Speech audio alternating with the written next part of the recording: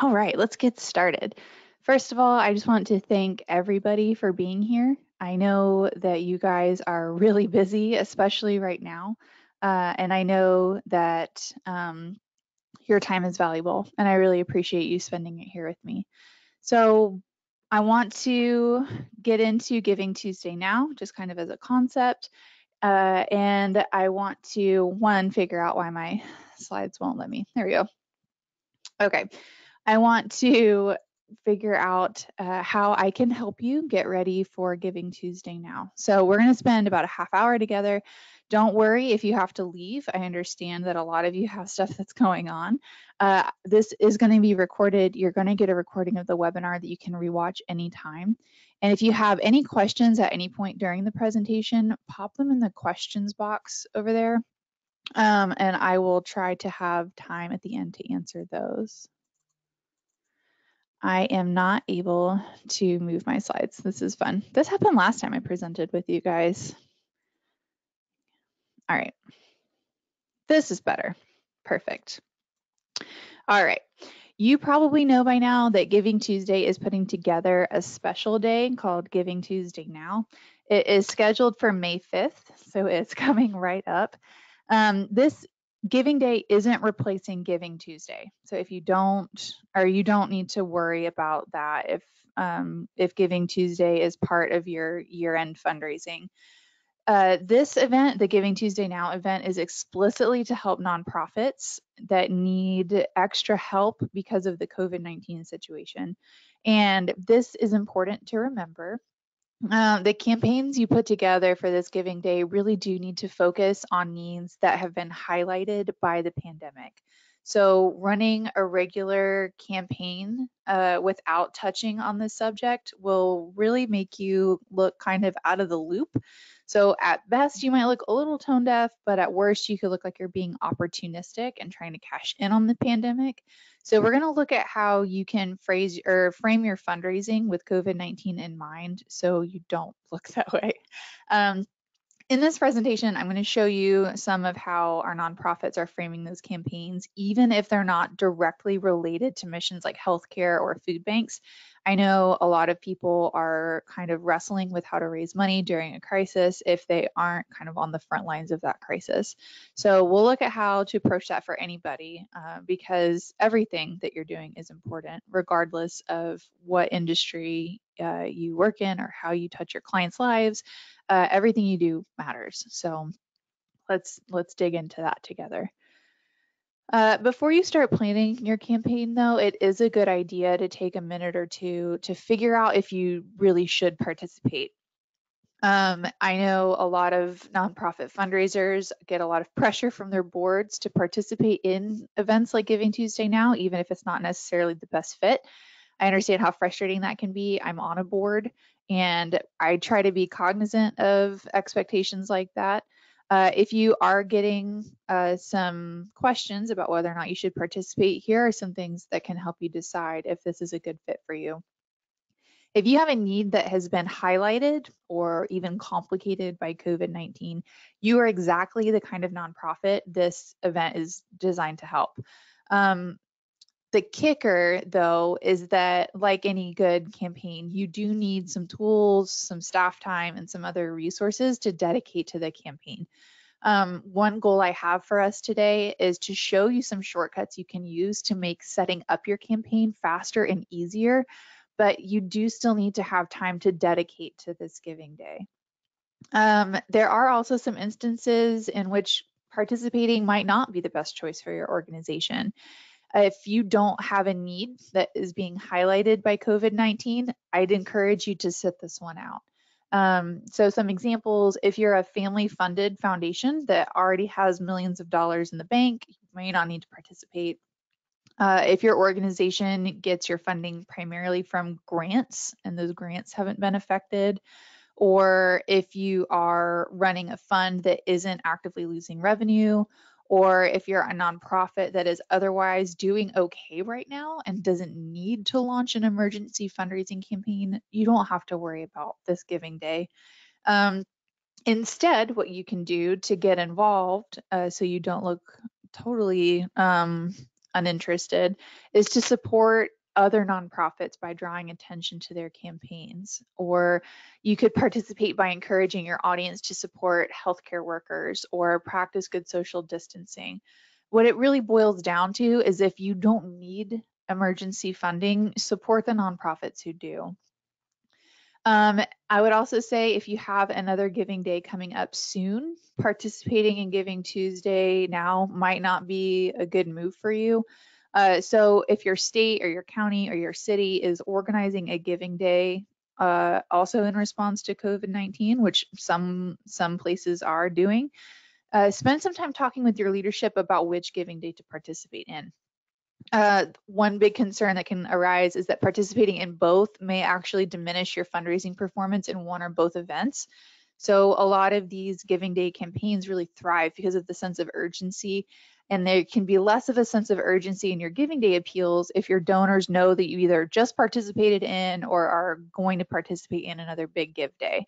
So talk with your leadership, make sure participating works for you. If it would be stressful for you, or if you don't need the extra help, maybe sit this one out and focus your time and efforts on doing a really good job at what you're already doing.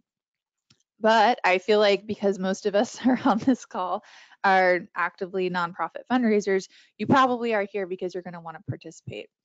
So once you've decided to participate, it is time to start building your campaign. And I'm going to show you some best practices to keep in mind as you get your campaign ready to go. I'm going to show you a lot of examples.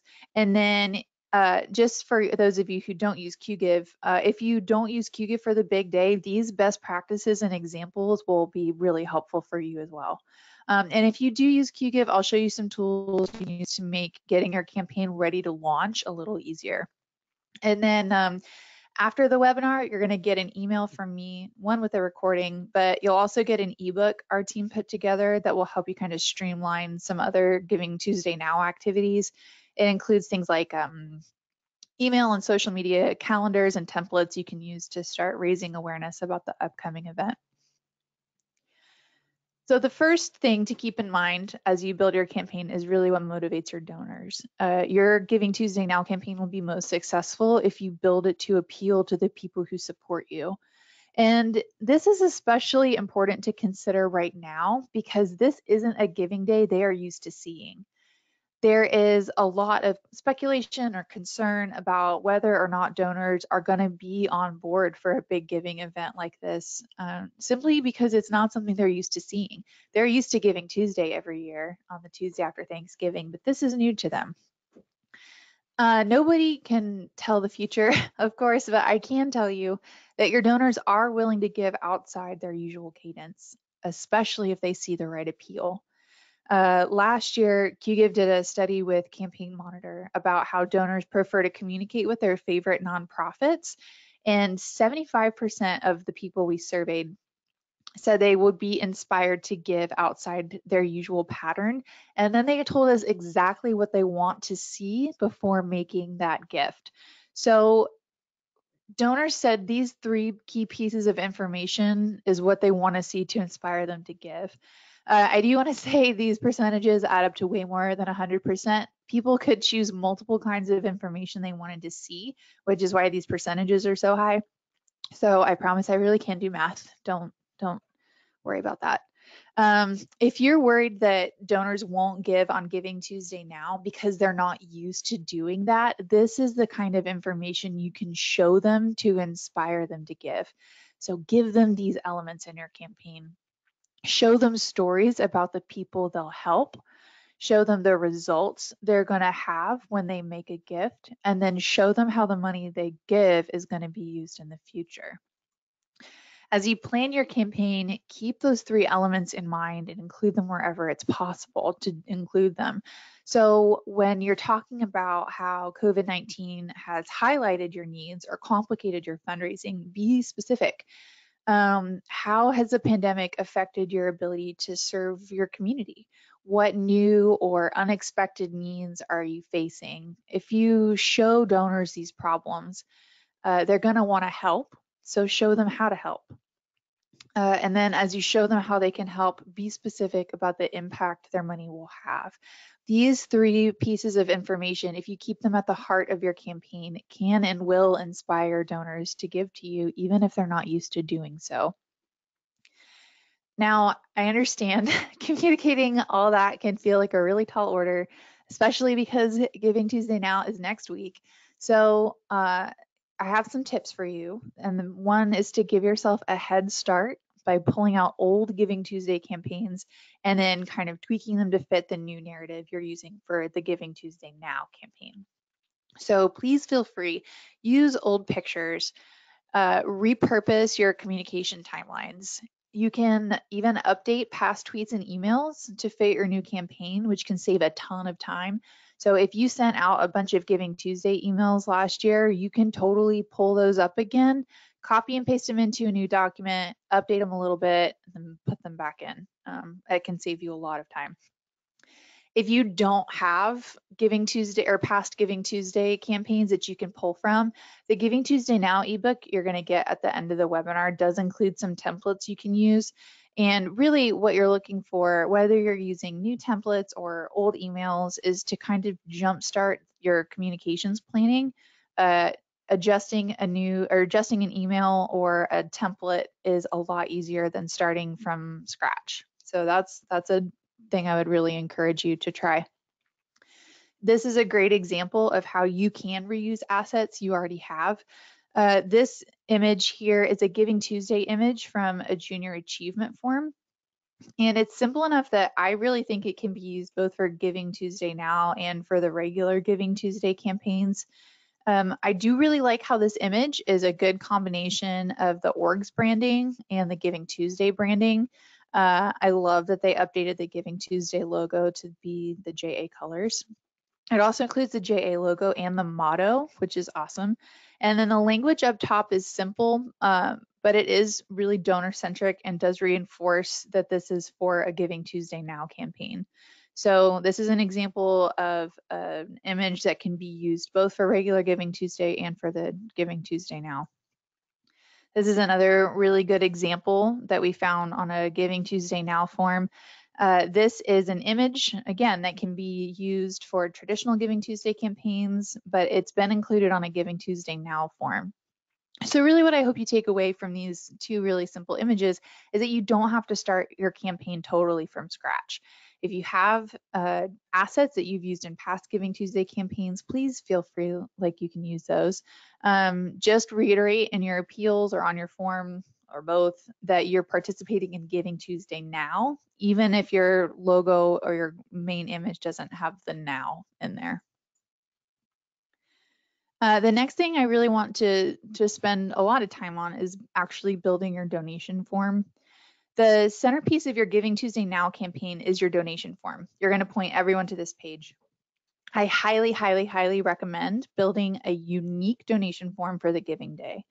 For a couple reasons. One, it's easier to brand for your donors, and it means that you don't have to scramble around to update your primary donation form after the event. It's also really useful to build a unique donation form if you have a match for the day, like a lot of people do. For your match, you'll probably need to be able to separate out your Giving Tuesday Now donations, and you'll be able to do that more easily if they're processed on a separate form. If you do build a unique donation form, you may want to consider linking that form to your primary donate button on your website for the day, and then switching back to your standard donation form when the day is over. When you're building your donation form, try really hard to include these design elements. So keep in mind as you're building your form, your goal for this donation form is to reinforce the good feelings that have already gotten someone to land on your donation form. They're already thinking about donating when they land on this page. So include some of these design elements and kind of nudge them towards finishing their gift. You are going to want to use a good image at the top of your Giving Tuesday Now form. Studies have shown us that the best images to use are pictures of individuals or small groups, and your best image is going to use imagery that is hopeful or happy feeling instead of sad feeling. And if it's possible, use images of people making eye contact. That's a great opportunity also when you're updating that image to add Giving Tuesday Now branding to your form. And by including that imagery, you'll reinforce to donors that they're in the right place when they want to give. And then you can also use language in your form to reiterate the difference donors can make by giving. So that's going to be important. And then finally, if you have a matching gift available for this campaign, be sure to let donors know about it at the top of your form. Donors love matching gifts. They love to feel like they can make twice the difference. And having that information at the top of your form is very compelling. If you're using Qgiv to build your donation form, we have a couple of tools that can help you get that form up and running really quickly. So if you've used a specific form for past Giving Tuesdays, just clone that form and update the details. If you haven't done a Giving Tuesday in the past, you can instead clone and update your existing donation form. And this works both for standard Qgiv forms and peer-to-peer forms, by the way. I know some of you use peer-to-peer event pages for your Giving Tuesday campaigns, and you can clone and tweak those as well. So all you have to do is go into the My Qgiv area of your control panel, choose the form you want to clone it, and then tweak it as you want. So you can get a new form up and running very quickly. This is an example of a form that was simply cloned and updated with some language about Giving Tuesday Now. They didn't have to do a lot to build a brand new form. The rest of the form, I cropped it out because I didn't have a lot of time to contact them and make sure it was okay to post their entire form, but it looks like the rest of their website, they did a great job with the branding. They added some Giving Tuesday Now language at the top. And then they even carried over a lot of their suggested donation forms. So this probably only took them a few minutes. I know I've been able to clone forms really easily in just a few seconds, and you all have a lot more experience building donation forms than me. So if I can do it, I promise you can do it well. This is a fantastic example of a Giving Tuesday Now donation form. This one came from a humane society in Pikes Peak. And I wanted to point out a couple elements that make this a really great form. So one, there's the Giving Tuesday Now imagery. Donors know exactly what they're supporting. There's also a note about matching gifts, which is really compelling for donors who are invested in making a difference. And the impact statements for each little suggested donation amount are really great. They have the impact statement, and then they have the matching language there as well. So one, donors know exactly what their money is going to pay for. Two, they know that they're going to be able to do double the amount because of a match. And then the language is really donor centric, so it makes them feel awesome about giving. So this is a great example of a very simple Giving Tuesday Now donation form that kind of checks all the boxes. This is another example of a great donation form. This one is from the Kudavana Partnership. I want to draw attention to the fact that the image here is fantastic. It's an uplifting photo. It's got a small group of people. Two of those girls are making eye contact. And then up at the top, there's this little offset message about how donors can protect vulnerable kids, which is really compelling. The language is donor-centric and amazing. And then there's also a note about a match. And then when you scroll down, this image is at the top of their actual donation form, so donors know they're in the right place. There's another really powerful statement about donors' impact. They are being reminded that their gift is empowering a child to thrive. There is more matching information too. And then down there at the bottom, everything is wrapped up in really great donor-centric language, and it makes donors kind of feel like a hero for the kids that they're supporting. So this is a wonderful example of a form that hits all of the things we want to include on those forms. Once you've built a form, you may want to add a little or a few little extras that give donors additional opportunities to get engaged with you. So I'm seeing a lot of nonprofits set goals for their Giving Tuesday Now campaigns. They also really like doing that for their regular Giving Tuesday campaigns, which is wonderful. Those are really effective because thermometers are a really great way to build excitement around reaching a specific fundraising goal. I know I personally have donated more than I initially intended to because my friends were really close to reaching a fundraising goal. Donors love these thermometers. Uh, if you're going to use a thermometer, I really recommend tying your goal to a tangible outcome. Donors love knowing exactly what they're going to achieve. So if you want to raise $10,000 on Giving Tuesday Now, maybe tell your donors exactly what $10,000 will accomplish. So donors will be excited about raising $10,000, but they'll be super excited about raising $5,000, or not $5,000. They'll be super excited about raising $10,000 to feed 5,000 hungry families. If you're looking at extras, you may also want to explore text fundraising.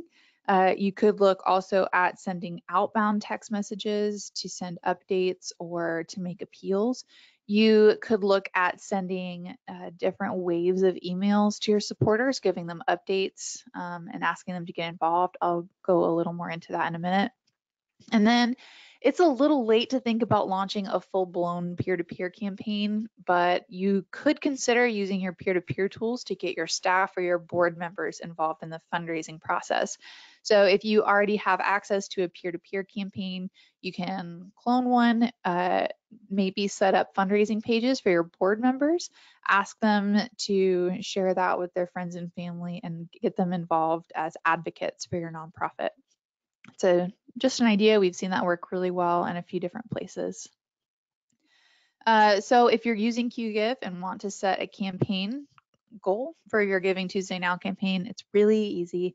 Go to goals in your form control panel. You just set a goal, you set the dates you want to raise that money in, and then save it.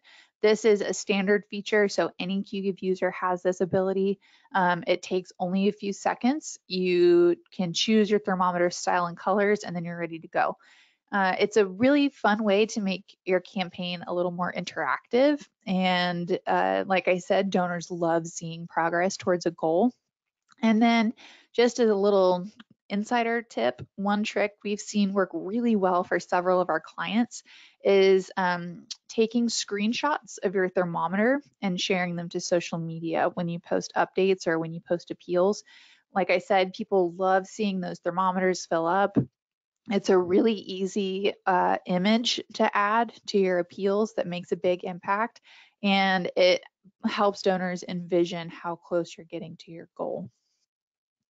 If you are using if you're using Qgiv's mobile suite in your Qgiv account, there are some quick tips you can use to set up a keyword. Adding a text to donate keyword to your campaign is really simple. Some pointers, I would encourage you to set up a specific keyword for your Giving Tuesday Now campaign. That'll just make tracking your donations a lot easier than it would be, especially if you have an alternative of using kind of your catch-all keyword that you use for maybe your annual campaign. Set up a specific one. So to do this, it's very easy. If you have Mobile Suite, just go into your form level control panel. So choose your Giving Tuesday Now form and go to that control panel. Then you can click on the text to donate button in your control panel. And there you just set up one, or you could even use more than one text to donate keywords. You don't have to ask us to do it. You can do it yourself. You can customize the different messages your donors receive as they give. It's a really simple, easy way to engage your donors, and it genuinely only takes a minute or two to set up. I have seen a couple of questions. If you are if you are a Qgiv client getting ready for Giving Tuesday Now and you are not already using the mobile suite, It's easy to add that tool. You can add it for a month if you want to. The processing fees are the same. It's a monthly fee of $129 if it's just for a month. And then you can just switch back to using the basic Qgiv tools when you're done with it. So it's really simple. It's available for a month if you don't want to do it long term. It's really easy. That mobile suite does also include the ability to send outbound text messages. So if you're looking for a fast way to engage your donors that doesn't require a ton of preparation, this is a fun tool for you. It's a really effective way to send urgent appeals and to send really cool updates to your supporters. Sending outbound text messages is easy. So you can do this, you log into your control panel, you go to the SMS and text button and just choose send text messages. From there, you can create templates. You can send send messages, and then one of my favorites, you can schedule text messages. So if you are going to be running your Giving Tuesday Now campaign, you don't have a ton of staff time to dedicate to sending kind of off the cuff outbound texts, you could start building those now and just have them handy and schedule them to go out when you want them to. I really always tend to recommend saving outbound text messages for when they're going to make the biggest impact. So definitely Giving Tuesday Now is definitely an opportunity where they can make a big impact. It only takes a few minutes. It's a great way to get your messaging in front of your donors' eyeballs, and it's a great way to engage them. So you can see up here over in the corner, this is an outbound text message that I spun up. It took me in just a few seconds. I asked people to text a keyword to make a gift, and then I sent it out. And I think the whole thing took me maybe 30 seconds because I had this saved. So if you're looking for a fast, easy way to engage people, I would really check that out. Here are some examples of what these extras look like in real life. These are 2 thermometers that clients are currently using on Giving Tuesday Now forms. So one of them is a peer-to-peer campaign, this blue one here. They chose to use the Giving Tuesday Now color scheme. This purple one is from the same Qgiv partnership page that I showed you earlier, the picture of those 3 little girls. This one uses the organization's branding instead of the Giving Tuesday Now branding. So both work. You can do whichever suits your fancy. If you want to brand yours with your own branding, that works. Giving Tuesday Now's branding is also a great choice. If you are using text to give, this is a fantastic example of how you can use really simple tools and strategies to get your keyword in front of more people. This is a fantastic graphic from Boys and Girls Club of Indianapolis. So I would encourage you to try something like this if you're using text to donate. This has the keyword and the phone number right on the image. It shows you happy smiling kids. It asks you to give. So this image kind of just by itself is a pretty complete appeal. And my favorite part is that because this is an image, it's easy to use a lot of different places. This particular image is on a peer-to-peer page, but it would be really easy to share in social posts, to share through email, to put in videos. So really wherever you ask people to give. And if you're trying to put together a campaign between now and Giving Tuesday Now on the 5th, having an asset like this that works in a lot of different places is going to be a good move for you. So thought that was a cool example. I hope it gives you some ideas. This is the last example I'm going to share. These are some really cool pictures, and I want to point these out because they represent a super cool way of using really simple Qgiv donation forms. So one of our clients built 3 different donation forms. Each of them is identical except for the image at the top, and each form was built to be included in a specific wave of emails. So the first donation form on the left there would be included in the first big email send of the day. The second picture would go out in the 3rd wave, and the 3rd would go in the final wave. And having different donation forms for each email send is a really cool idea because it will help the fundraiser identify which email they sent out performed best. So what they can do here, they've set up 3 forms. Then after the giving day, they can use the form comparison tool in the control panel to compare each different donation form, identify which performed best, and evaluate which email send was the most successful one. So if you don't have time to build a ton of tracking tools into your donation forms, this is a cool option. You can use different donation forms to track which communication channel is working best for you. So that's a fun idea. I covered a ton of best practices. I showed you a lot of examples. I showed you some Qgiv tips. It was all done in a very short period of time. So I want to try to answer some questions for you. If I'm not able to get to your question, please email us at these addresses here. We want to support you and we want you to be successful and we want to help you however we can, whether or not you're using Qgiv. What you're doing matters and we want to help. So I'm going to open these questions, and you guys have a lot of questions, which I'm really excited about. Okay, so Mara asked, we normally run 2 match campaigns per year, one for a full week before or beginning the day before Giving Tuesday, and another about 6 weeks from Mother's Day to Father's Day. Do we risk losing out to other nonprofits if we don't start our spring campaign earlier to coincide with Giving Tuesday now? So this is one of those instances where I would encourage you to discuss it with your leadership, largely because you know your donor base better than I do. My initial gut reaction is no. You don't risk losing out to other nonprofits if you don't start your campaign early. So like I said earlier, donors are willing to give outside their typical cadence. But right now, just based on your question, it looks like your donors are already used to giving to you during a specific time period. And it looks like you already have a match for those 6 weeks.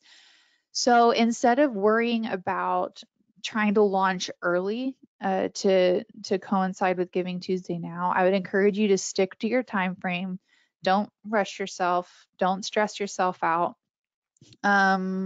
Spend Giving Tuesday being vocal and supporting your community however you can. Maybe you want to work in there if it's appropriate that you do have a campaign coming up later.